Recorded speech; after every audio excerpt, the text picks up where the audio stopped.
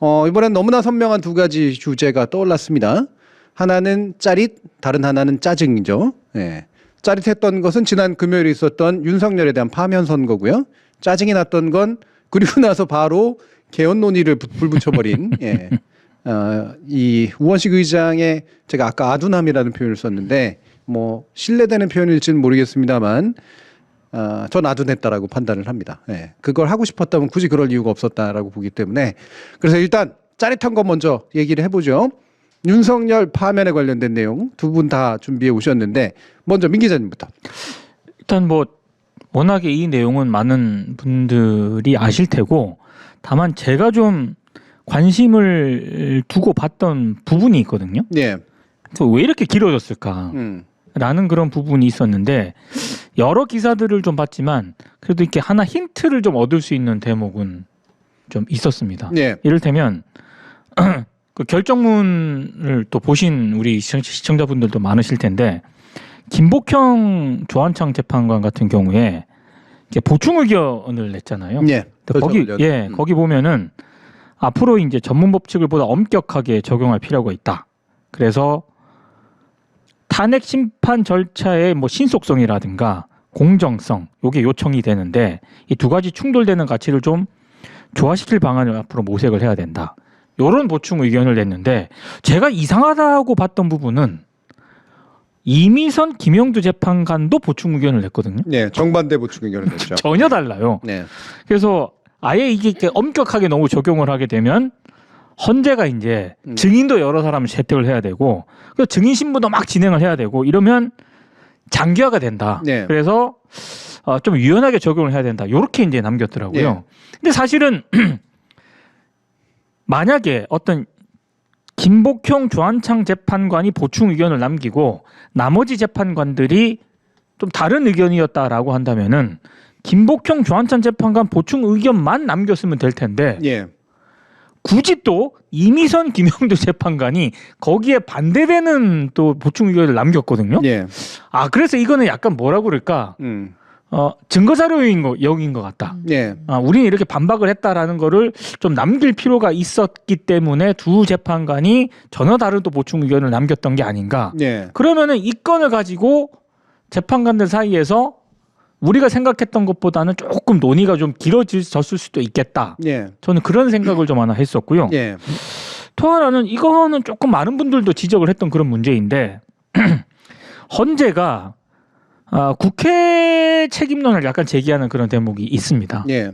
이를테면 뭐 국회도 탄핵 소추안을 연달아 발의했다. 예. 그래서 정치적 대립을 키우는 잘못을 했다. 물론 그 뒤에는 이제 버트 해가지고 그럼에도 이제 비상계엄 선포한 거는 용납이 안 된다라고 했습니다만 그래도 헌재가 그러니까 국회가 만약에 탄핵을 뭐 국무위원이 됐든 뭐가 됐든 탄핵을 잇따라 발의를 할 때 그게 절차적으로 법적으로 문제가 좀 있었다라고 한다면은 전 지적하는 게 헌재 입장에서 타당하다고 봤는데 국회에서 그런 문제는 없었거든요. 예. 또 이걸 굳이 집어넣었어요. 그러면서 버트 뭐 이렇게 하긴 했습니다만 그러면은 이 부분을 헌재가 굳이 집어넣은 배경에는 요 대목을 지적하는 재판관들이 일부 있지 않았을까. 그렇죠. 예. 예. 그래서 이제 이 부분이 결국에는 우리가 생각했던 것보다는 이렇게 결정이 길어지게 된 내부적인 어떤 요인이 좀 됐던 것 같다라는 전 짐작을 하고 뭐 그런 포인트를 좀 읽었습니다 저는. 네. 예. 그렇죠. 두 가지. 네. 하나는 절차에 관련된 상반된 의견 그리고 또 한 가지는 야당과 이제 국회에서의 문제라고 뭐 정확히 지적했다라기보다는 그 부분을 대통령이 심각한 문제로 받아들였을 가능성은 있는데 네. 이제 그런 식으로 이제 표현이 됐었던 것. 그렇죠. 예. 근데 그때 특히 이제 문영배 재판관이 대행이 양쪽을 그 당사자들을 보면서 한 번씩 얘기를 맞아요. 했잖아요. 국회 네. 쪽 한번 보고 얘기하고 그럼에도 하면서 이제 피청구인 쪽도 한번 보면서 얘기하고 네. 그 부분에서 이제 양쪽에 이제 뭔가 다짐을 좀 받으려고 하는 이제 그런 모습들도 나타나긴 했어요. 네. 그래서 이게 아마 한독수를 먼저 기각내는 쪽으로 이제 네. 타협하게 만드는 이유가 되지 않았을까. 네. 그리고 나서 이제 보충 의견 그리고 결문에 이제 내도록 하는 방식이 되지 않았을까. 뭐 많이 짐작할 수 있는 영역이긴 합니다. 하지만 그럼에도 불구하고 너무 길었습니다. 네. 예. 그 너무 길게 된 데는 이재명 대표의 재판이 예. 또 그것도 관련이 이제 있죠. 그거는 여기서 흔적을 찾을 수는 없지만 맞습니다. 예, 요건 이제 어떤 현재 외부적인 그런 요인이고 내부적으로는 저는 그걸 읽으면서 요 두 지점 사이에 재판관들 사이에서 이런저런 논의가 좀 있었겠구나라는 생각을 좀 하게 됐습니다. 예. 예. 저는 거기서 이제 방금 말씀하신 것 가운데 이미선, 김영두 재판관이 또 반대 보충 의견을 내는 식으로 굳이 더 한 거. 예. 이것도 더 시를 끄는 데 기여를 했을 것 같아요. 그 저는 이 부분이 약간 이해가 안 가긴 했어요. 예. 굳이 이거를 보충 의견으로 반대되는 의견을 남길 필요는 없었거든요. 네.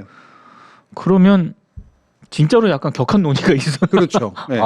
절차 관련해서 격한 논의가 전 있었을 거라고 짐작이 되고 보통은 그냥 우리가 흔히 생각하듯이 좀 더 다수파인 인용파가 그렇죠. 이걸 가지고 문제 삼고 있는 사람들에게 네. 약간의 설득해서 그 보충 의견 넣어줄게 네. 하면서 시간을 끄는 그렇죠. 방식일 텐데 네.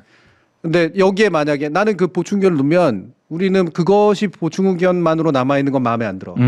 전혀 반대의 생각이 충분히 있을 수 있는 거예요. 나면서 논쟁이 됐기 때문에 더 늘어졌을 것이다. 예, 그런 생각이 좀 있습니다. 그러면 실제로 김복형 조한창 재판관하고 예. 이미선 김영두 재판관 사이에 음. 치열한 논쟁이 있었을 가능성도 있네요, 진짜. 그렇죠. 예. 예. 우리가 보통은 이제 그 정계선 재판관하고 김복형 그렇죠. 재판관이 서로 막 엄청 싸웠다라는 설들이 이제 많이 네. 나왔는데 네. 지난번 이제 한도수 기각건하고 이제 연관이 되면서 네. 근데 요 보충 의견 관점으로 보면 절차에 대한 상당한 견해 차이가 이제 발견이 됐고 그걸 두 가지를 다 남길 수밖에 없었다는 얘기는 요 부분이 타협하기가 대단히 어려웠다라는 걸 보여주지 않는가. 저도 말씀하신 부분에 대해서 특별히 다른 생각을 가지고 있지는 않습니다. 네. 근데 이제 제가 약간 뭐라고 할까요? 생각을 하게 된 부분은 이 윤석열에 대한 파면 선고 말고 이제 그거에 대해서는 그런저런 이제 추측을 할 수 있을 것 같아요. 저는 그 전에 나온 한덕수에 대한 기각 결정문 있잖아요. 네. 그게 자꾸 떠오르는 거예요. 네. 그러니까 이번에 나온 이 선고문이 전반적으로 괜찮았다고 생각해요. 네. 진짜로. 전반적으로. 네. 그러니까 아까 말씀하셨던 중간에 갑자기 이제 국회에 대한 이야기를 하는 게 전반적인 흐름에서 약간 튀는 경향이 있긴 있었지만 뭐 그 정도를 뭐 특별히 문제 삼지 않아도 큰 문제는 아니었다고 이제 생각을 하고 네. 앞서 말씀하신 그 보충 의견이 부딪히는 것도 뭐 그럴 수 있다. 뭐 그 정도는 생각을 하는데 저는 이 사람들이 이 같은 구성의 같은 재판관들이 모여서 이 정도까지 했을 수 있었는데 한덕수에 대한 기각권을 그렇게 썼다는 게 저는 이게 이해가 잘 안 가는 거죠. 네. 그렇다면 이거는 제가 추정할 수 있는 건 그럼 거래라는 거잖아요. 거래죠. 네. 확실하게. 그러니까 거래고 제가 볼 때는 그것도 오래 끄는 거예요. 한덕수 네. 관련. 그렇죠. 네. 그거를 거래 대상으로 내고 네. 그 내용을 어떻게 결과를 낼 거냐 가지고 그렇죠. 오래 끈 거죠. 네. 그리고 정말 다들 고민이 굉장히 많았겠죠. 네. 그러니까 그따위 글이 나왔겠죠. 네. 네. 훨씬 더 안 좋은 정말로 글이죠. 그쵸. 굉장히 안 좋은 글이잖아요. 정계선 재판관을 제외하면 나머지는 논리도 맞지 않아요. 사실 그리고- 진짜 윤석열하고 한덕수는 너무 이 결정문이 그러니까 같은 사람들이 쓴 거잖아요. 그러니까. 그런데 이렇게 다를 수가 있냐는 거지. 네. 그렇다면 이거는 정말로 거래를 한 건데 이렇게 거래를 하는 행위에 대해서 우리는 평가를 해야 된다. 네. 그러니까 지금 물론 결과론적으로 누군가가 최선을 다해서 정말 그 부딪힘에도 불구하고 이렇게 잘 됐다고는 생각해요. 네. 하지만 지금 돌이켜서 보면 정말 지난한 과정이 있었다는 것이 충분히 추정이 가능하고 예. 어떻게 같은 재판관들이 물론 윤석열에 대한 건이랑 한덕수에 대한 건은 다른 판단이 가능하다고 생각하지만 정말 그렇게 쓸 수밖에 없었다고? 이거는 확실히 저는 거래였다고밖에는. 네. 그렇다면 이렇게 거래를 하는 행위가 지금 헌법재판소의 재판관들 사이에서 이루어졌다라는 것에 대해서 우리는 반드시 짚고 넘어가야 된다. 네. 네. 그러니까 이게 물론 이제 이렇게 그 부분을 좀 더 예각화시키면 거래 자체가 문제냐 아니면 거래의 결과물이 문제인 거냐 이 부분도 한번 더 얘기해 보면 네. 좋을 것 같아요. 그리고 거래 자체가 문제다라고 만약에 보는 측면이 있다면 이 거래는 예를 들면 합의에 변형된 합의냐 합의라고 하는 게 사실은 정말로 동일한 의견을 내서가 아니라 최대 공약수를 만드는 과정에 해당하는 거기 때문에 그래서 합의라고 하는 거는 개별 의견의 변형을 의미한단 말이죠. 그걸 나쁘게 보면 이제 거래라고 볼 수도 있고 그렇죠. 아니면 합의가 원래 그런 형태다라고 생각할 수도 있는 거라서 그 부분에 대해서 의견을 더 해주시면 좋을 것 같아요. 그거는 저는 다른 의견이 있을 수 있다고 생각해요. 네. 근데 저는 부정적으로 봅니다. 저는 거래였다고 봐요. 네. 왜냐하면 이견들은 있을 수 있지만 이걸 이렇게 하지 않고 이게 그러니까 합의를 좁혀가는 과정이었다면 그 재판관들이 작성한 선고문이 그런 식으로 전개되진 않았을 거라고 생각하거든요. 네. 네. 그럼 그렇게까지 갔다는 거는 저는 충분히 거기에서 타협보다는 더 강한 어떤 게 적용을 한 것이라고 저는 봅니다. 네. 물론 다른 생각을 하실 수도 있겠죠. 저는 거래라고까지는 아직까지는 그렇게 얘기는 하고 싶지 않고요. 다만 저는 헌재에 대한 사람들의 오해가 있다라고 생각을 해요.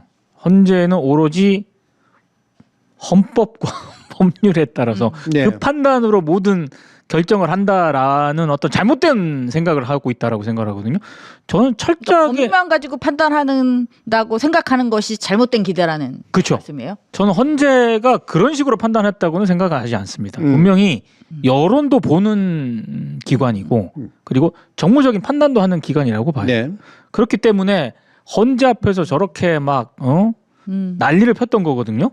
그래서 거기에 상당히 좌지우지되는 측면이 있다라고 보는데 그런 점을 감안을 했을 때 거래라고까지는 아직은 저는 그렇게는 생각을 하지 않고 다만 그런 부분을 여러 가지 감안한 어떤 정치적 타협의 결과물일 가능성은 좀 있다고 봅니다. 네. 예.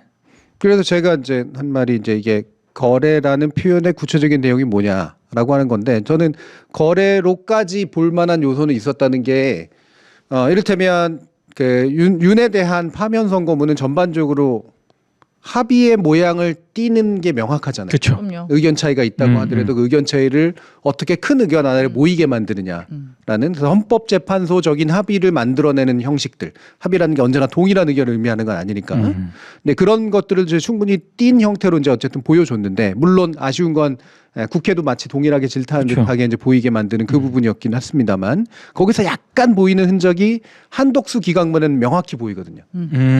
이거는 기각을 시켜주기 위해서 입장을 바꿨다라는 게 너무나 명확하니까.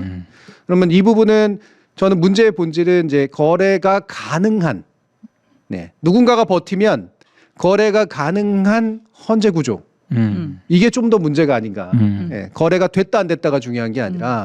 그러니까 그리고 저는 더 중요한 건 이게 아마 명시적으로 얘기는 안 했을 거라고 봐요. 예를 들면 야 이재명 재판 나올 때까지 기다려야 돼라고 얘기 안 했을 거고 나는 기각이나 각하를 너 열받으면 때린다. 이거 바꿔주려면 너 이거 받아줘야 돼라는 식으로 대화를 안 했을 거라는 거예요. 그렇죠. 예. 네. 그렇게는 안 했겠죠. 왜냐하면 이건 고도의 말 그대로 이제 그 법을 운용하는 사람들 사이에서의 어떤 나름의 이제 눈치가 있는 거죠. 그렇죠. 그러니까 말을 안 해도 알아들어야지. 그렇죠. 예. 예. 그러니까 여기까지 물러날 때까지 물러났겠죠.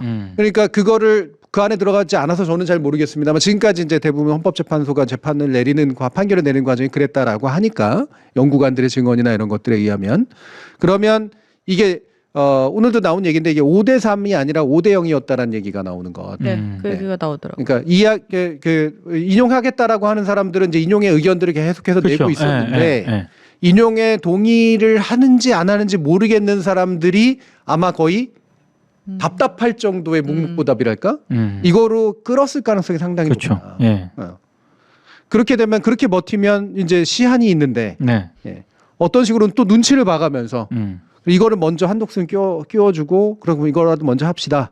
이거 결론 아직은 못 내겠으니 그리고 어쨌든 돌아가야 되니 기각 쪽으로 결론을 냅시다라는 식으로 맞춰갔겠죠. 그러니까 그 구조 그렇게뿐이 결론은 못 내리나? 그러니까 헌법재판소라고 하는 데가 이 부분에 대한 고민을 만들어 놓은 건 있는 것 같아요.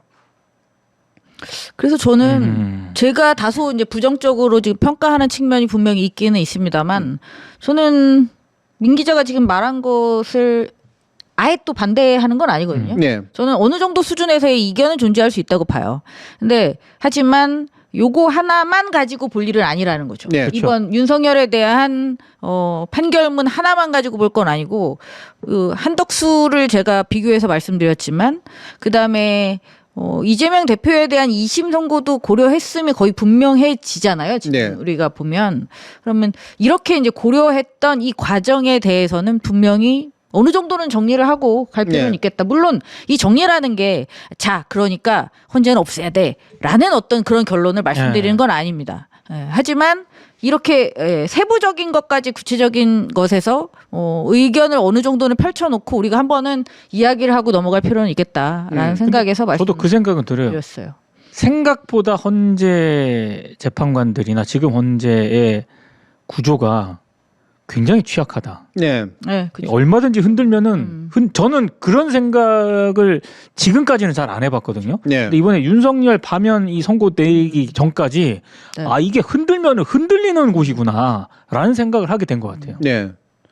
그리고 아까 왜 그 말씀을 하셨잖아요. 진짜 법률만 가지고 한다고 착각하지 말아라. 네, 그것도 한번 다시 우리가 얘기할 필요가 있는 거죠. 맞습니다. 애초에 헌법재판소라는 것을 만들 때의 취지가 지금 그대로 작동하고 있다고 말할 수는 없지만 네. 그렇다면 우리는 어떠한 모습의 헌재 운영을 기대하고 있는 것인지 그러면 지금 시스템이 맞다고 적절하다고 생각하는 건지 아니면 어떤 부분을 어떻게 바꾸는 것이 나은 건지 네. 뭐 이런 얘기는 해야 되지 않을까요? 해야 되죠. 네.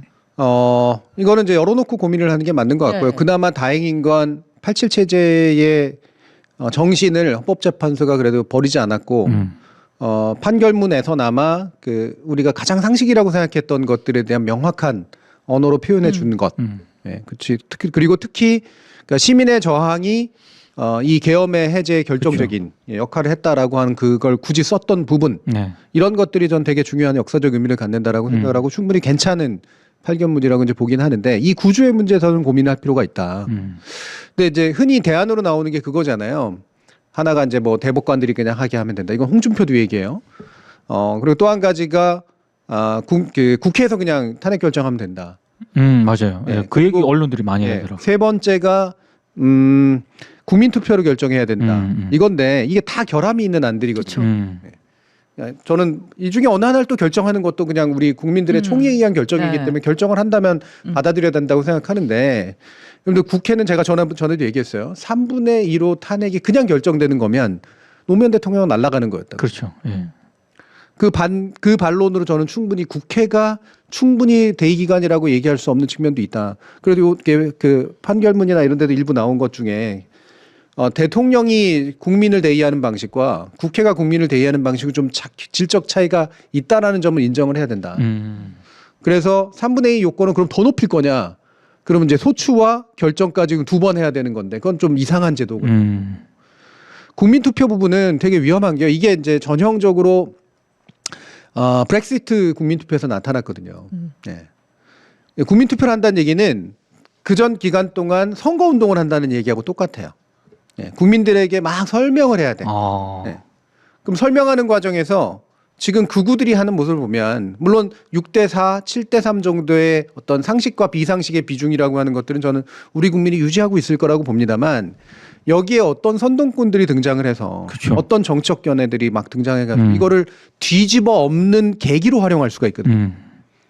그 과정, 그러니까 2주에서 3주 정도 걸치는 기간 동안 거의 선거처럼 진행되는 그 과정이 실제로 국민의 총의를 모으는 과정이라고 말하기가 어려울 때도 되게 많습니다. 우리가 흔히 국민투표라고 얘기되는 것은 대통령 선거는 실질적으로 국민투표나 마찬가지인 거고요. 네. 그리고 헌법 개정할 때뿐이 없잖아요. 그렇죠. 예. 근데 대통령이 어차피 이제 후보들을 가지고 뽑는 거니까. 근데 헌법 개정은 완성된 안을 가지고 투표하는 거거든. 그러니까 선거운동 기간도 아니란 말이죠. 그래서 국민투표만이 해결 방법이다라고 말하는데도 제한점을 좀 염두에 둬야 된다. 네. 그런 생각입니다. 저는 그래서 지금까지는 헌재의 판결이 미뤄지면서 네. 수없이 급한 마음에 나온 안들이 되게 많았던 거고 일단나게 됐기 때문에 저는 차분하게 개선점에 대한 논의가 이루어져야 된다고 생각해요. 진짜 이러려면 이렇게 하는 게 나, 이러려면 이렇게 하는 게 나라는 그 수많은 아이디어들은 아이디어 차원에서 다시 풀어서 고민을 할 필요가 있겠다는 말씀을 반드시 드리고 싶습니다. 그리고 이 과정에서 많이 나왔던 것 중에 하나가 AI한테 맡기면 된다. 정말 그 얘기를 들을 때마다 너무 무섭습니다. 네, 그건 뭐 말도 안 되는 얘기고. 그렇죠. 그러니까 이번에 헌재가 어쨌든 전원일치 판결을 또 낸 이유가 있는 거잖아요. 그렇죠. 네, 이건 6대 2가 될 수도 있고 7대 1이 될 수도 네. 있었던 건데 8대 0은 굳이 만든 이유.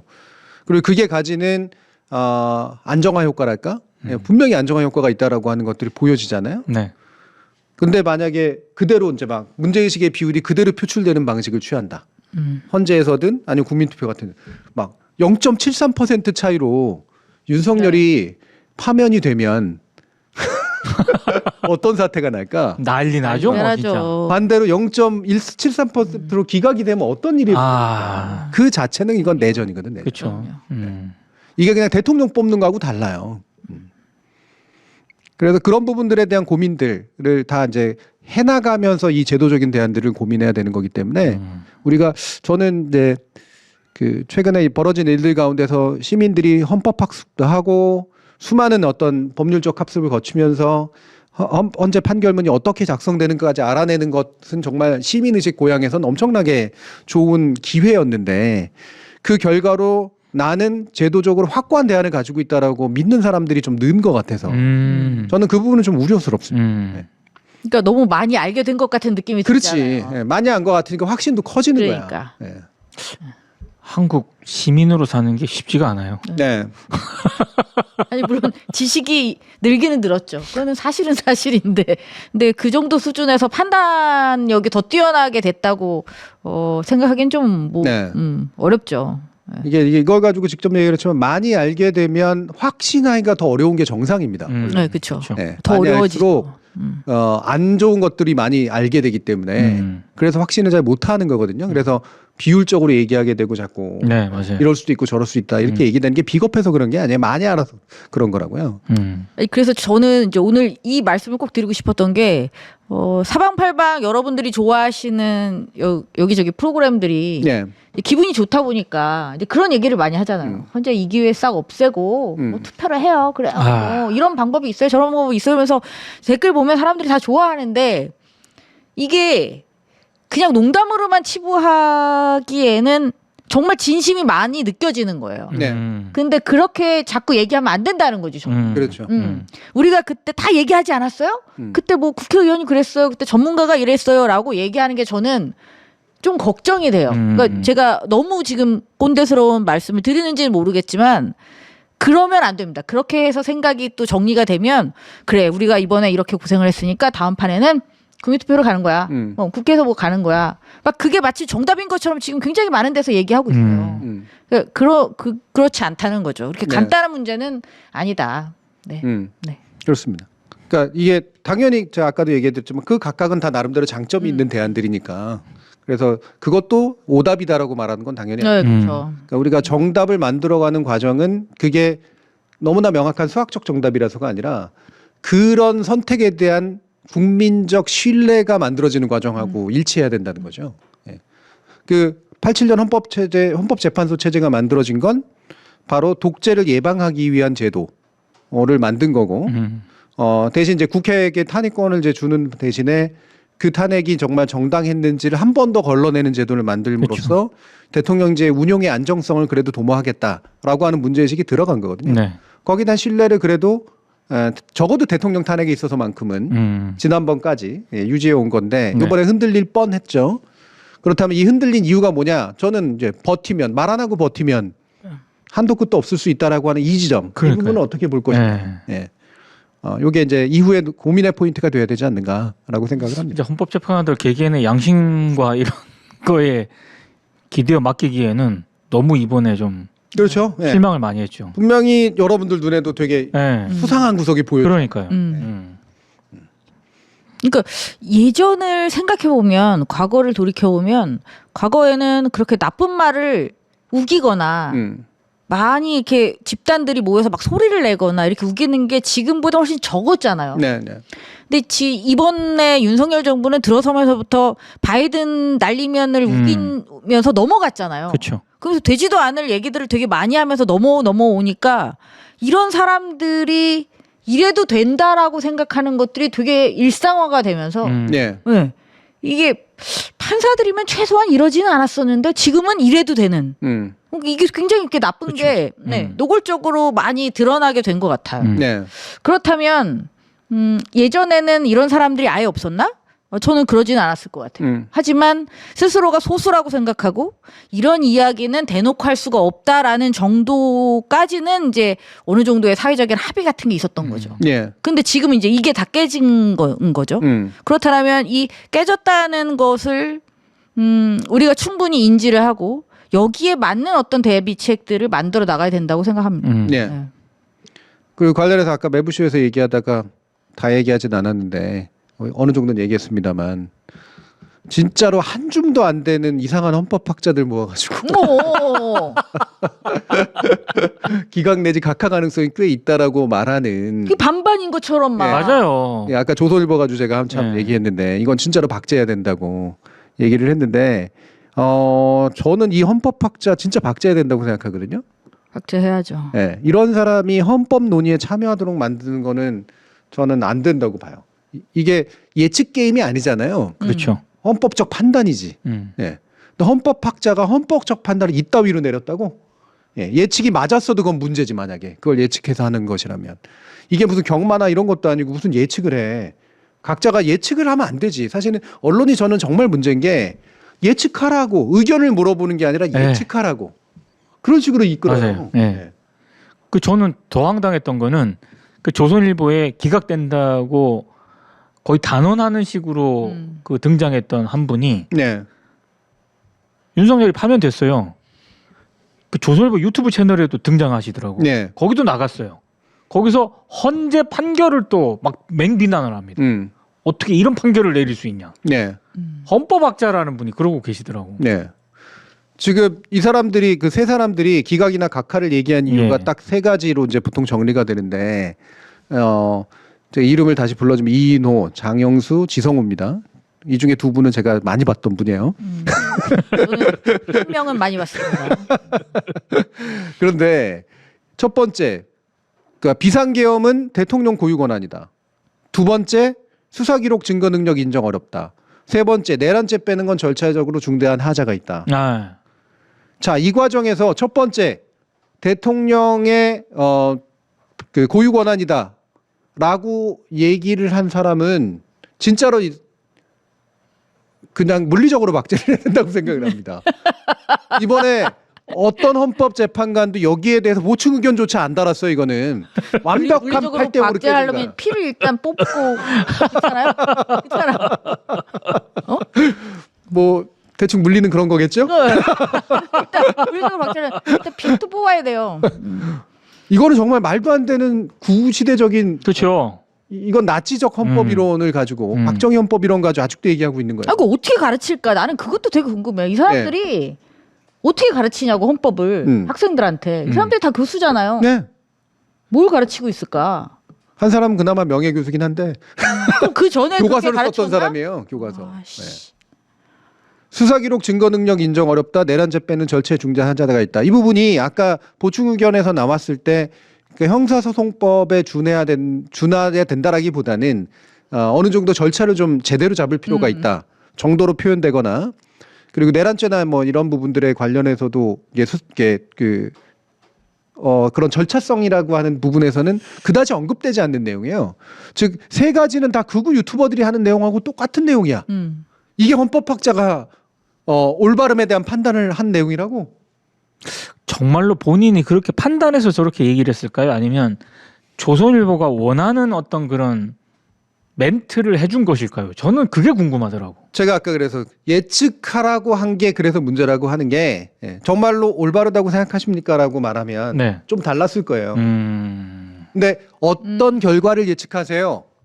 그렇다면 보수 재판관들이 만약에 인용 결정을 안 내린다면 어떤 논리로 안 내릴 것 같으세요? 라고 하는 것에 훨씬 맞춘 거야.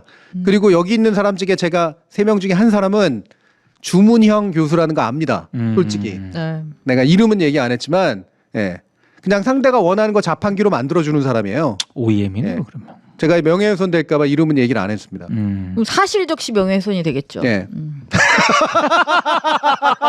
왜?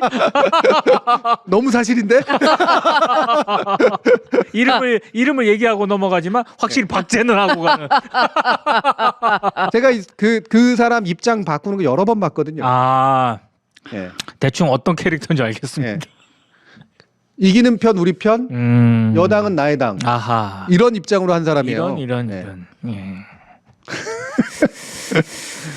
한국에 근데 그런 분들이 꽤 많죠.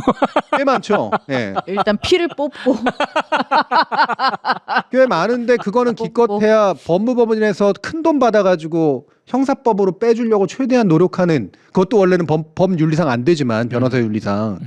그러나 이른바 법기술자로서의 그 변호사들 정도나 하는 일이지 헌법학자가 그런 걸 한다. 아 그러게요 진짜 이게 로펌과 헌법학자는 진짜 좀 다르게 진짜 판단해야 되는 거 아닌가요 진짜? 만약에 그게 정말로 옳다고 생각하면은 자기 교과서에 다수설을 뒤집어 엎을 만한 스스로를 다수설로 만들어야 돼. 법이라고 하는 게, 법이론이라는 게 다수설과 소수설 사이에서 다수설 위주로, 정설 위주로 원래 그 재판관들한테 영향을 미치는 거잖아요. 그렇죠. 그리고 재판관의 결과에 따라서 다수설을 바꾸는 거기도 하고. 예. 자기가 그걸 다수설로 만들 만한 능력도 없으면 자기가 올바르다고 생각해도 이런 결론이 났다? 그러면은 막 나가가지고 1인 시위라도 해야지. 그게 그렇게까지 올바르다고 생각하면. 아니 그리고 지금 교수님도 말씀하셨지만 질문이 중요하잖아요. 네. 그렇죠. 근데 자꾸 어떻게 될 것 같냐고만 물어봐. 그래. 그냥 너는 어떻게 생각해를 물어보는 게 가장 좋은데. 네. 그래서 너는 어떻게 생각해라고 했을 때 다들 자기의 생각을 말하고 그냥 그거를 가지고 얘기를 하면 되는데 어떻게 될 것 같아요? 너 맨날 틀렸어요. 너 너무 나이브했잖아. 네. 이게 이상하지 않아요? 그렇죠. 저는 중요한 질문은 네가 어떻게 생각하는지 맞아요. 물어보는 거라고 생각해요. 네. 음. 특히나 헌법은. 특히나 헌법은. 이거는 어려운, 그러니까 헌법이 어렵지 않다는 얘기가 아니라 헌법을 위배했는가 그렇지 않느냐의 판단은 그렇게 어렵지 않아요. 여러분들도 다 하실 수 있잖아. 그래서 저는 사실 레거시 미디어들하고 레거시 라디오 시사 프로그램들이 이런 거를 망쳐놓았다라고 생각을 해요. 네. 언제부턴가 선거나 총선이 됐든 대선이 됐든 자 어떻게 예측하십니까? 이게 무슨 유행처럼 돼버렸어요. 네. 네. 그래서 나는 맞췄어요. 네. 미치겠네 진짜. 아 그러고 앉았어요 진짜로. 네. 네. 그러니까 8대 0을 얘기하는 사람들이 나이바다라는 말이 틀린 게 그래서 그런 거예요. 그러니까 8대 0을 얘기하는 건 8대 0을 예측하는 게 아니라 이렇게 될 것 같아요가 아니라 8대 0이 될 수밖에 없어요라고 얘기하는 거예요. 그렇죠. 그러지 않으면 이상한 결론이거든. 네. 그 심지어 이 조선일보에 등장한 이 헌법학자들 분들은 저는 개인적으로 용감하게 뭐 기각 뭐 이렇게 얘기를 했지만 솔직히 지금 헌법재판관들 향해서도 8대 0을 예상했던 많은 법조인들이 그거는 이렇게까지 얘기를 하셨거든요. 그건 내가 이완용이요라고 공개적으로 커밍아웃하는 것이기 때문에 절대로 헌법재판관이라면 보수 진보를 떠나서 그렇게는 못한다. 네. 라고 얘기를 했거든요. 네. 근데 그분들 말이 맞았던 거죠. 결과적으로 맞는 거죠. 네. 결과적으로. 물론 이게 여러분들 헷갈려 하시면 안 되는 게 아까 제가 구조적 약점을 얘기했잖아요. 누군가가 영향을 받아서 누군가가 또라이 짓을 해서 기각 의견을 낼 수도 있고 각하 의견을 낼 수도 있어. 그리고 지멋대로 그 이유를 적을 수도 있다고. 그 일이 벌어질 수 없다라고 얘기하는 게 아니에요. 그쵸. 현실에서 언제든 벌어질 수 있다. 지기현이 그런 짓을 하잖아요. 그런 짓을 한 거니까. 네. 그럼 우리가 어떻게 예측하냐고요. 근데 그거는 예측의 영역이 아니거든요. 그쵸. 네. 예측하면 안 되는 거고 이거는 입장을 물어야 되는 것이지. 그거 지기현 정도로 예측할 수 있다면 그건 정말 저는 특별한 지기현을 능력이 예측할 수 있다면 그건 진짜 능력장. 나쁜 사람이라고 생각해요. 그 신기 쪽으로 하시죠 그냥. 차라리 이렇게 법은 아무것도 몰라요. 저는 그냥 귀신이 알려줬어요. 뭐 이러면 차라리 그러니까, 이해가 가. 네. 시간을 얘기하고 있어요. 그렇지. 이러면서 그렇지. 네. 그 정도로. 차라리 그럼 나. 최강욱 전 의원에 따르면 요즘 그 지기현 판사가 자꾸 막 사람들한테서 다른 얘기만 하고 다닌다는 얘기도 있다고. 뭘? 네? 무슨 다른 얘기? 아니 뭐 지기현 판사도 출근을 할 거 아닙니까? 아, 아. 그럼 엘리베이터에서 막 사람들 만나고 이럴 거 아니에요. 그럼 막 아니 검사가 자기는 한 걸 안 했다고? 즉시 안고 할 줄 알아. 할 줄 알아. 아, 예. 뭐 그런 얘기를 하고 다닌다는. 그것도 되게 해맑게 하고 다닌대. 예, 그런 얘기를 하고 다닌다 해맑다는 그러더라고요. 얘기는 되게 많이 들었어요. 최광욱 전. 그럴 줄 알았는데 안 하네. 뭐 그러니까 이런 분위기라. 예. 이상한 사람이죠. 네. 근데 그 사람이 지금 재판을 하고 있잖아요. 하고 있죠. 그렇죠. 네. 나는 그게 제일 끔찍해요. 그러니까 그게 이제 문제인 거죠. 왜? 그런 사람들이 그 정도의 중책을 맡을 수 있는데 그 중책을 제어할 수 있는 권한이 아무것도 없다는 거. 그러니까. 그러니까. 예, 이게 문제인 거죠. 그 짓을 한 그 사람이 음. 그게 걱정이죠. 네. 근데 어쨌든 뭐 이번에 헌법재판관들이 늦게나마 이와 같은 상식적 결정을 내린 게 다행일 뿐더러, 네. 그리고 그렇게 할 수 있게 만든 건 뭐 재판관들의 그 판결문에도 나오지만 시민들의 저항 덕분이었다라고 하는 건 거의 명백하죠. 예. 그런 게 없었으면 끝까지 목 부릴 사람들이 몇 명 있었을 거니까. 예. 결과적으로는 그 덕분에, 그러니까 우리가 긴장을 풀지 않고 계속해서 그것이 얼마나 부당한지를 사회적 분위기로 만들어낸 것. 그리고 제가 몇 주 전부터도 계속 얘기했지만 이 정도까지 왔으면 빨리 막 여기저기서 연대 서명하고 이래야 된다고. 그러니까요. 근데 다행히 진짜로 굉장히 많은 데서 예. 음. 여러 연구자들, 이른바 오피니언 리더급이라고 부르는 사람들에서 수많은 이제 계획들이 많고 학생들도 이제 많이 했고 저는 그런 것들이 굉장히 크게 영향을 미쳤던 겁니다. 네. 자, 그런데 예, 우리 이제 정 장군님께서 얘기하고 싶으신 거는 근데 왜 누구도 사과하지 않지? 그렇지. 거의 다 했다고 생각했는데 안 넘어가고 결론 그 얘기를 너무나 하는 거야. 명확하게 잘랐는데 저는 제가 가장 화가 났던 건 그거예요. 파면 선고가 나왔잖아요. 그리고 기다렸거든 오늘까지. 아무도 사과를 안 해. 그러니까 뭐 윤석열 아무도. 안 할 거라고 생각했어. 걔는 뭐 네. 그런 사람이니까. 근데 아무도 안 하는 건 이상하잖아요. 네. 너무한 거지. 선고도 할 건데 아무도 사과를 안 해. 어떻게 생각해요? 권영세, 뭐 권성동, 국민의힘 지도부 말할 것도 없고. 응. 그렇죠. 예. 쌍권 체제로 사과는 뭐. 안 하고 입장은 바꾸더만. 나경원 그럴 줄 알았다. 근데 인용한 인요한 나 인요한 인요한. 인요한. 인요한. 우와. 그분 진짜 그러게야? 웃기던데. 응. 아니 그리고 나는 반성도 안 하고 승복도 안 하는 게 윤석열이 이제 그럴 줄도 알았지만 그러고 있잖아요. 네. 근데 나는 또 기분이 나쁜 게 이 느낌을 내가 예전에 분명히 가졌었어요. 총선 끝나고 언론 보도를 보면서 내가 기분이 되게 안 좋았었거든요. 네. 그렇죠. 이번에도 그래요. 네. 이번에도 파면 선고가 났잖아요. 언론 보도를 보는데 기분이 나빠. 그때랑 아주 비슷한 느낌이에요. 이게 사안의 중대성만큼 중대하게 보도하지 않아. 뭔가 별일 아니고 그냥 뭐 이렇게 됐어. 뭐 요 정도 급으로만 보도한다는 느낌이 아주 강렬하게 들고 있습니다. 그래서 아주 기분이 나빠요. 총선 뒤랑 아주 유사해요. 네. 마치 지금 내란 상황이 아무도 판단할 수 없는 상황인 양. 그렇죠? 헌법재판소가 판결 내려주기 전까지는 판결도 안 내렸는데 5대3이라는 둥, 그렇죠. 6대2라는 둥, 그 얘기는 다 해놓고 그게 마치 올바름하고는 전혀 상관이 없는 양. 그리고 끝나가지고 이렇게 됐으면 이게 정말로 문제가 있었던 상태인데 여기에 대해서 뭐 이를테면 우리가 이런 식의 것들을 만드는 데 있어서 혹시라도 일조하지 않았나 반성 할 거 아닐 것 같아 알지만 예. 아니 그래도 그래도 예. 영혼이 없는 말이라도 해야지. 해야 될 말들이 있잖아요. 평가도 해야 되는 거고 지금 이걸로서 드러난 제도상의 어떤 개선 지점들 같은 것들에 대해서 얘기를 해야지 이제 어느 정도 일단락이 됐으면. 예, 그 얘기하려고 개헌을 얘기하잖아요.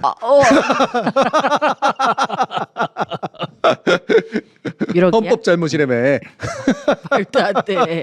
말도 안 돼. 물론 좀 이따 얘기하겠지만 저는 봤던 기사 중에 진짜 짜증 여기까지 났던 기사가 내 그럴 줄 알았다 류의 기사인데 윤석열이 총선 결과 보고 그랬다는 거야. 총선 그 예측 보도 나올 때 네네네. 출구조사 나왔을 출구조사 때 결과 나왔을 때 출구조사 결과 보고 말도 안 된다고 빨리 방송 막으라고 그런 식으로 길길이 날뛰었다고. 멧돼지가 길길이 날뛰는 건 멧돼지라 그런 거야. 그 얘기가 왜 이제 나와? 이미 얘는 진작에 나왔어야지. 그 말도 안 되는 방송을 막는다고? 그렇죠. 네. 그러면서 그 밑에 기사 내용에 뭐라고 나오냐면 분명히 여러 지표가 여당의 패배를 예상하게 했음에도 불구하고 대통령이 좀 이상한 데 빠져가지고 이런 식으로 얘기를 했다. 그 신문사가 총선 전까지 거의 비등비등하다고 말한 신문사예요. 네. 그렇죠. 솔직히 우리 저기 총선 그 결과 나올 때까지 웬만한 신문사들이 여당이 조금이라도 앞설 수 있다라고 얘기한 신문사들이 대부분 아니었나? 대부분이었죠. 네. 대부분. 지거나 똔똔이라고 했죠. 네. 예. 반대로 190석 얘기한 문어도 있었고요. 그렇지. 그분 그 여전히 문어 아직도 여전히 아주 왕성하게 활동하고 활동 있어요. 중이십니다. 네. 그것도 네. 틀렸다고 해야지. 음. 이게 나이브했다고 해야지. 네, 마치 그때 윤석열만 이상한 사람이었던 것처럼. 네. 그러니까. 그리고 꼭 그건 붙여요. 그때 언론이나 뭐 이런 여러 가지 지표들은 이미 그걸 알려주고 있었음에도 불구하고 그걸 믿지 않았던 윤석열은 결국은 유튜브로 귀의했다.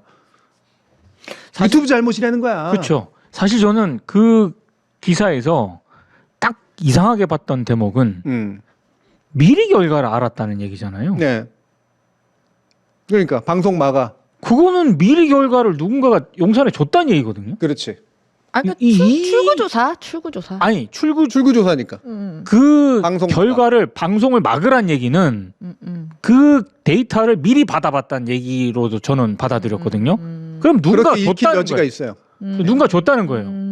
만약에 누군가 줬다면 이 인간 잡아야 됩니다. 그러니까 이제 방송이 예를 들면은 막 민주당 195, 막 이제 국민의힘 84, 막 이렇게 나오는데 막아 이렇게 막 그러니까 그게 아니잖아요.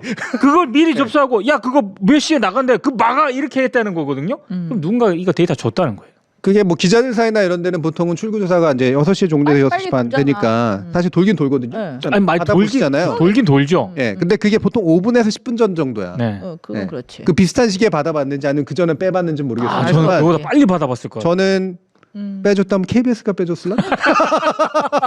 누군가가 빼줬어요. 그러니까 방송 막으라는 얘기가 나갔죠. 그러니까. SBS라고 아니라고 번지 얘기할 수는 없고 MBC는 분명히 아니었어. 죽어도 거기는 안 빼주죠. 네.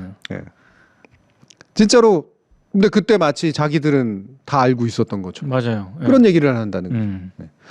근데 불과 탄핵되고 나가지고 거의 뭐 4.5 대 5.5인 것처럼 맞아요. 여론조사 결과가 네. 퍼나르고 얘기하던 건 일반 언론들 아니었나요? 네. 마치 8대 0이 나올 것처럼 다 그럴 줄 알았던 것처럼 얘기해. 맞아요. 그리고 그때 뭐 총선 때 뭐 방송에 출연하신 분들도 다 비슷했어요. 네. 언론들이 보도하는 내용하고. 그게 기분 나쁘면 이제 실체죠. 얘기할 놈들이 얘기는 안 한다. 그렇죠. 음.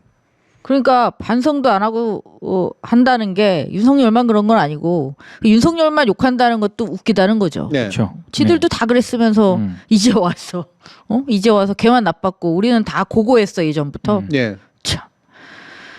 에휴. 그러고서 이제 개헌 그게 얘기는 아파요. 하고 있습니다. 네. 근데 제가 이제 보도를 보니까 2월 달에 개헌론 괜히 쓸데없이 터졌을 때 그때는 신나가지고 막 개헌이 거의 살길이랑 그쵸. 얘기하더니 네. 네. 지금은 살짝 눈치를 보더라고. 음. 그러니까 양쪽 의견이 좀 달라 뭐 이런 네. 정도로 얘기하는데 왜 그런 것 같으세요? 한번 더 얘기도 한번 해보죠. 내란 세력과 개헌을 논할 수는 없다. 그렇죠.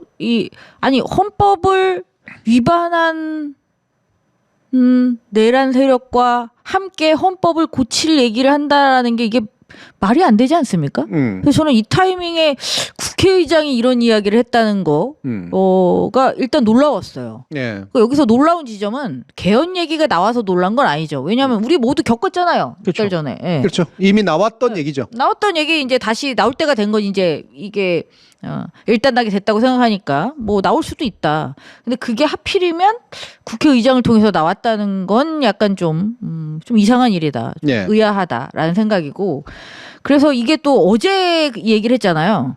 그래서 어제 오늘 기사를 열심히 봤어요. 근데 생각보다 그렇게 막 이렇게 그러니까 몇 달 전처럼 나가지고 막 이러진 않아. 그러진 않은 게 지들이 이게- 보기도 안 될 거.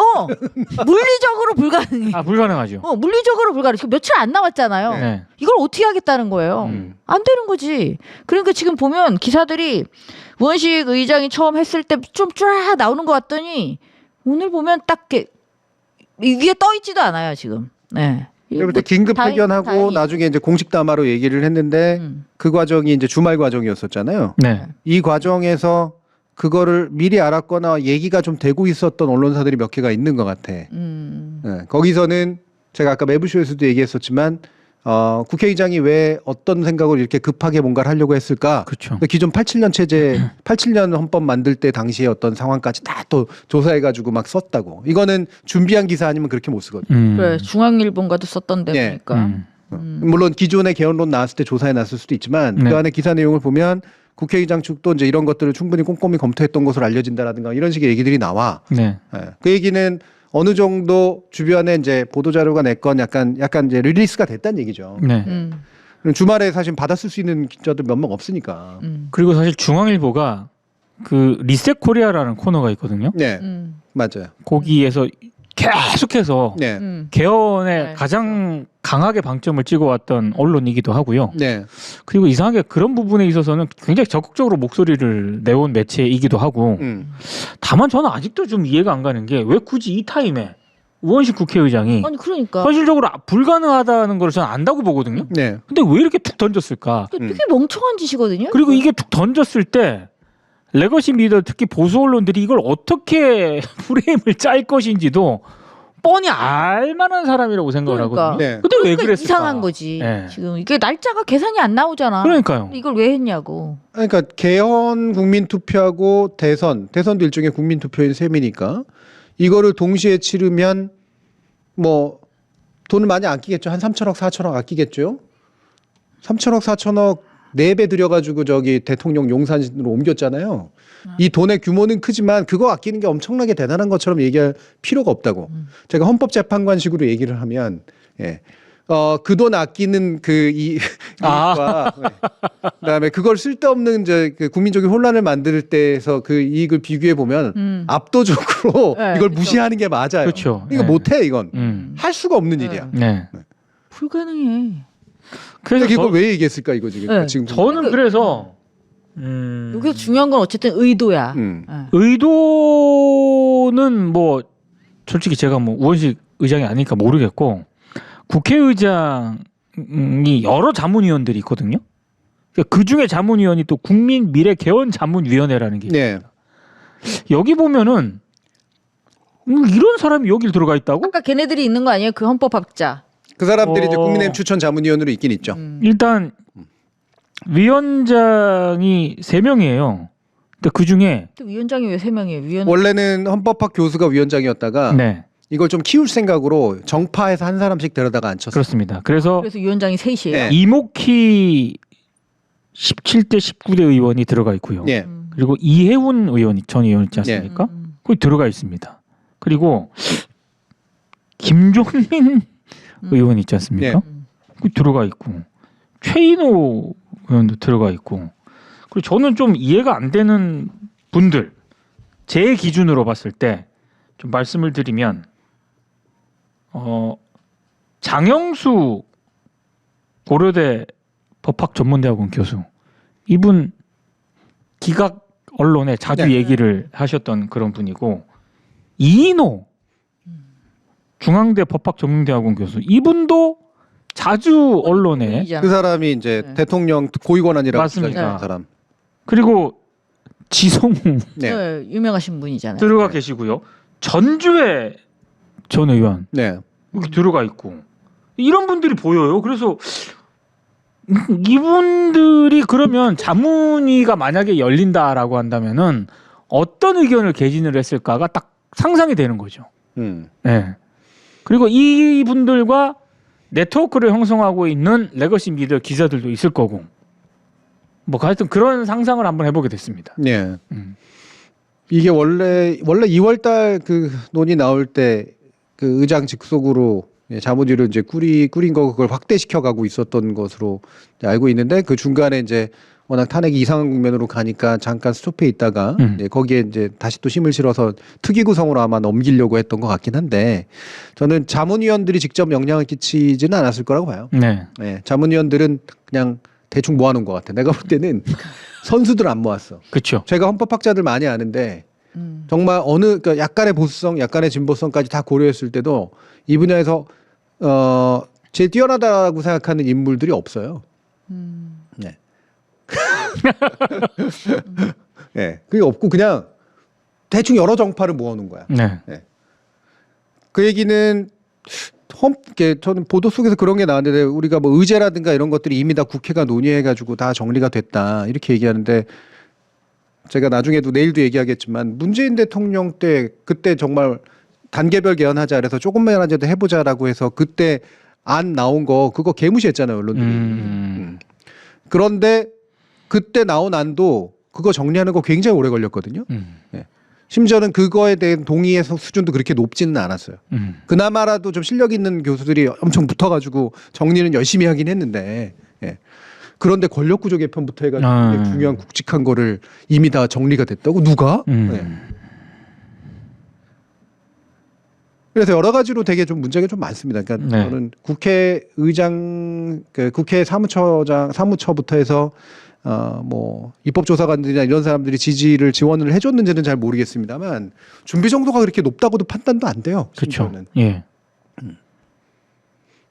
왜 그랬을까? 네. 그러니까 왜 그러는 거지? 그러면 해석이 결국 두 개뿐이 없잖아. 한 가지가 이상호 기자나 이런 사람들이 얘기하는 것처럼 자기 사람들 이제 심어서 딜하려고 그런 거다. 우원식 이제 한 가지. 의장이요? 예? 우원식 의장이요? 예.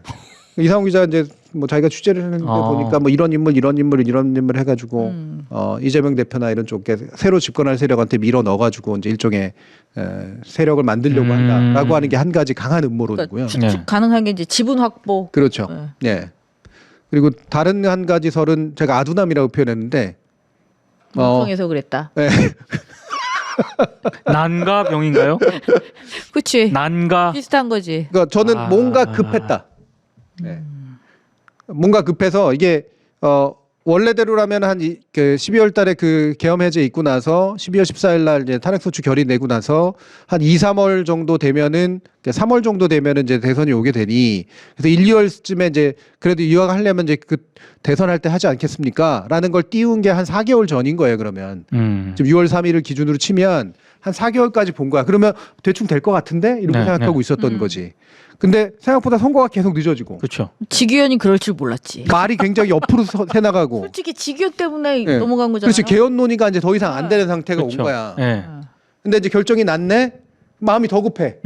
그러니까 내가 나한테 주어졌던 20일이 날아갔거든. 그러니까 이 급한 상태에서 그 주변 사람들이 그래도 결국은 왜 국회의장이라고 하는 자리가 원래대로라면 이제 마칠 때쯤 되게 대단한 거 해보려고 개헌 얘기를 보통 하거든요. 그렇죠. 지난번 예. 홍준표 의장도 그랬었어요. 똑같이. 예. 예.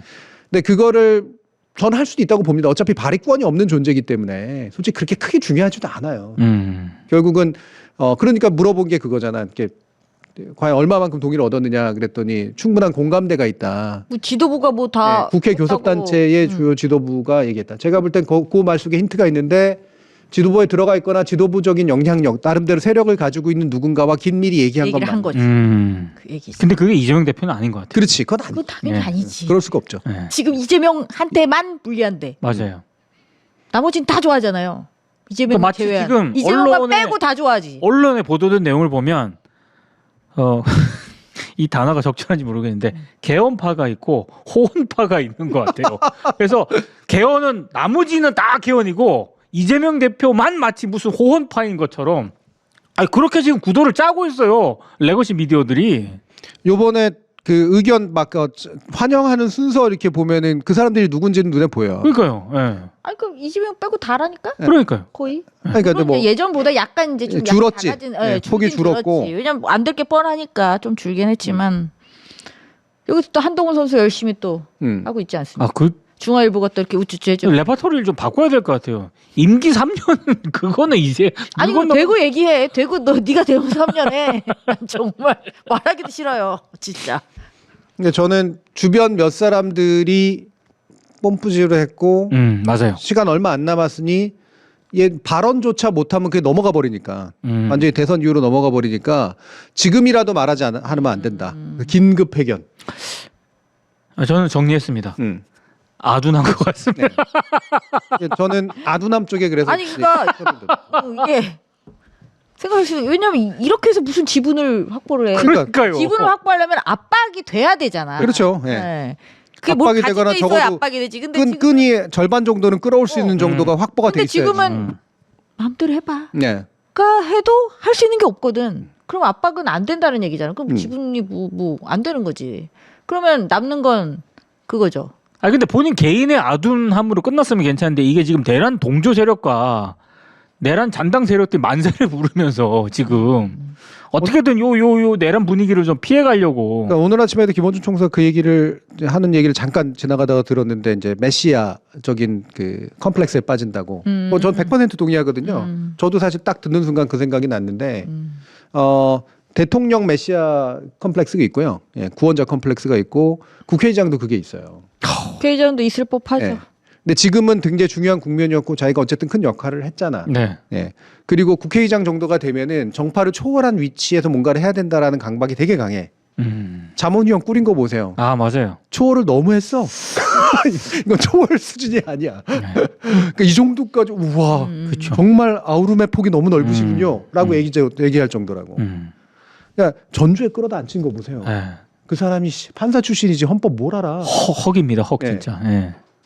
그러니까 이때부터 뭔가 문제의식이 맛이 간 거야. 예. 물론 좋게 봐주면 내란 세력을 최대한 고립시키고 최대한 넓은 세력과 함께 개헌을 하는 에너지로 쓰면 좋겠다라고 하는 거. 오케이. 그게 제일 높은 수준까지 가면 그게까지 되겠지. 근데 실제로 제가 오늘 제목에도 썼지만 아니 우리가 나가서 시위한 게 옛날에 87년 때처럼 호원철폐 독재 타도였어요? 너무나 뻔한 거잖아. 네. 야 호원 이렇게 단어가 올드하지? 그러니까 올때 호원철폐 독재 타도를 외친 게 아니잖아. 시민들이. 그렇죠. 예. 그렇다면 지금 그 얘기를 할 필요는 없는 거지 전혀. 아 저는 진짜 한 번도 들어보질 못했거든요. 개헌이란 얘기를 이 내란 과정에서. 그러니까 헌법이 뭘 잘못했냐고 네. 그 얘기가 자꾸 나오는 거잖아요. 그리고 이건 특히 이제 아둔하다고 제가 자꾸 얘기하는 게 나쁜 마음 먹었으면 이거보다 훨씬 더 세련됐어야 되거든요. 뭔가를 이제 이득을 얻으려고. 아 그렇죠. 예, 훨씬 더 머리를 굴렸는데. 맞아요. 예. 이걸 그 다음 날 바로 얘기해서 바로 전개되는 월요일 날 이 논의가 되게 된다고. 이거 흔히 생각하는 역산법이거든. 이때까지 이걸 해야 되기 때문에 이때 이 얘기를 하지 않으면 이때 이게 안 돼. 그래서 나오는 셈법이야. 네. 일정 그래서 셈법이. 일요일 날 한 거지. 네. 그러니까 보통 기자가 받아쓰기도 어려운 그때 왜 하냐고. 보통 그렇게는 안 하죠. 그러니까 그냥 그렇게 해서 마음이 급해가지고 나온 이야기들이 저는 상당히 그래서 사람들 짜증나게 했고, 예, 되게 잘못된 그 발언일 수밖에 없었다. 네, 그런 생각을 하죠. 그래서 저는 이 개헌 얘기를 더 하고 싶진 않아요. 근데 이 개헌 얘기가 막 되는 걸 보면서 제가 생각하기에 저는 오히려 내란 정당 해산 문제가 얘기가 돼야 된다고 생각하거든요. 네. 그렇죠. 물론 정당을 해산한다라는 것에 대해서는 저는 여러 가지 의견이 있을 수 있다고 생각해요. 이전에 통합진보당 해산 문제에 있어서도 사실 이견들이 많이 있었고, 그리고 그렇게 그 정당이 해산됐던 것에 대해서 동의하지 않는 분도 저는 또 많이 있다고 생각하고, 네. 그렇기 때문에 그 전례를 그대로 적용해서 이번엔 그럼 무조건 해산이 맞다라고 주장하고 싶은 것은 아닙니다. 하지만 이번에야말로 명백한 헌법에 위반되는 행위를 정당 차원에서 했다라는 것이 그쵸. 우리 모두가 공통적으로 가지고 있는 생각이잖아요. 네. 그러면 지금쯤은 이 얘기를 할 필요는 있잖아. 이 정도면 해산해야 되는 거 아니야? 아니야. 정당을 해산한다는 건 이렇게 정부에서 제기해서 하는 게 맞자? 아니 이렇게 맞자? 현재 저거 정확히 해주세요. 맞아요. 맞아. 현재 마음이 급하다 보니까 이렇게 뒤에까지 앞으로 오는 거예요. 아둔하군요. 사실적시 명예훼손으로 걸겠어요. 웃지 마세요.